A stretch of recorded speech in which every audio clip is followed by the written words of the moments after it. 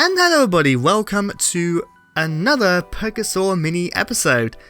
This should hopefully be the first one published for a long while, as I have been very busy with so many blooming projects. A lot of people are telling me not to overwork myself, but I am very blooming ambitious. I'm very ambitious. Also, I'm re-recording this opening segment because I say, well, according to the artist, I say and a lot, and looking at some of my Jurassic World Evolution 2 Let's Play, I can definitely see why.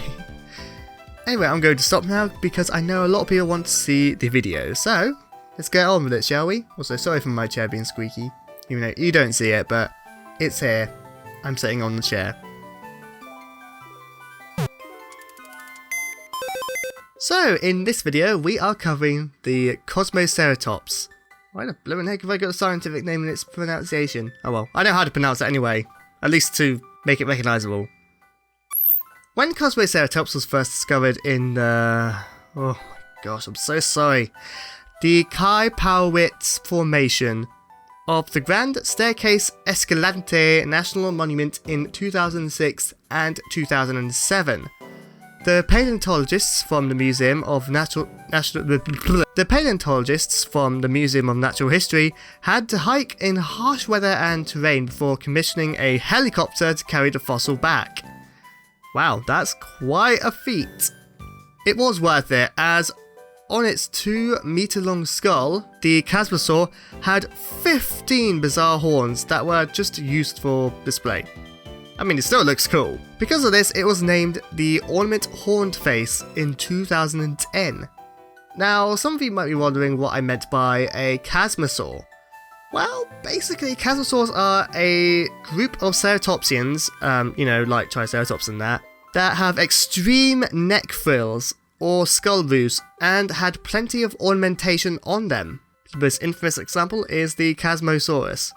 Kosmoceratops lived in the lush swamplands of Cretaceous Utah that were divided by salt water. This was quite a contrast with Utah's current landscape. Looking at teeth and corporites, Kosmoceratops were capable of digesting fibrous plants, including wood. To my family watching this video, it is blooming well possible to eat wood. Kind of, I mean, you've got to consider this. We humans are more adapted to eating insects than that, whereas certain herbivores would be more adapted to eating wood due to having hard beaks, strong muscles, etc. It's a bit of a weird conundrum. And yes, I did actually propose we try something wood-based for dinner at some point. Anyway, from this diet, they were able to support a high metabolism that enabled them to grow very rapidly. Kosmoceratops, in my opinion, looks really intimidating but very noble. Kind of like a mixture of a kaiju, but also a bull thing? Anyway, let's see what this crowned dinosaur would look like as a Pokemon.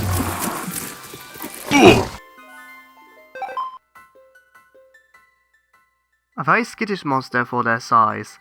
These Pokemon don't seem to want to fight very often, and they will try to protect themselves by hiding in nearby trees and ferns. It gets stressed if its horns break off.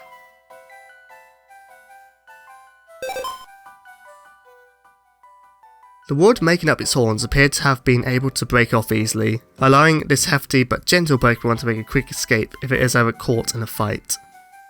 I did 2 Pokédex entries for that segment because the artist sent me 2 Pokédex entries and I thought, why not just do 2 back to back. And yes, that was the first time we had 2 different Pokédex entries. Anyway, here is Ceratopy, the young wood Pokemon. How's it going, man? Sorry. But really, I like the extreme leaf fringe, which really stands out against the dry wooden armour on the torso, feet, and horns and tail. Also, is that luminous moss on your back? That reminds me of the Caves and Cliffs update, if you know what I'm talking about. For stats, they are mediocre, with the best advantage on physical defense and special attack, with decent speed in my opinion. For ability, Ceratopy has Overgrow, but I feel has the better ability with Lightning Rod, which offers bulky, specially offensive setup. For moves, Ceratopy has a variety of options, although I suggest having Thunderbolt for versatility, Leech Seed and Giga Drain for some recovery, and Bulldoze to combat against fire types and reduce their speed. Overall, its stats are this Pokemon's weakness. Lightning Rod is good, but I wouldn't say it's enough to help this Pokemon's weakness against fire, flying, bug and ice moves, especially with its frail special defense. Well, that is the final conclusion for this video. The artist is planning on making an evolution in the future, hopefully grass electric. But the reason why I didn't add this is because the final evolution does go against using a main animal for a mini video, something that will be explained in the video in the top right corner here. I'd like to thank Jordy on Tumblr for this design and doing this shiny as well, which is a bold but worthwhile contrast to the original.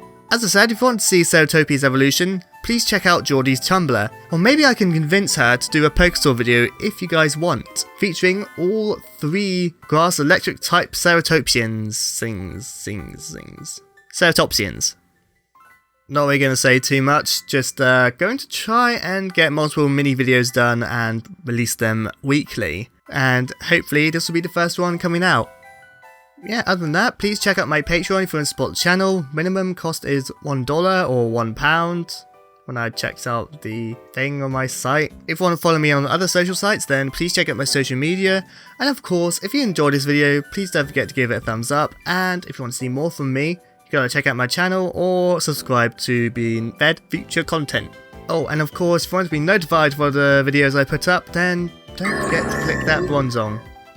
So, thank you for watching this video. In the past, present, or even future, I will see you there. Bye!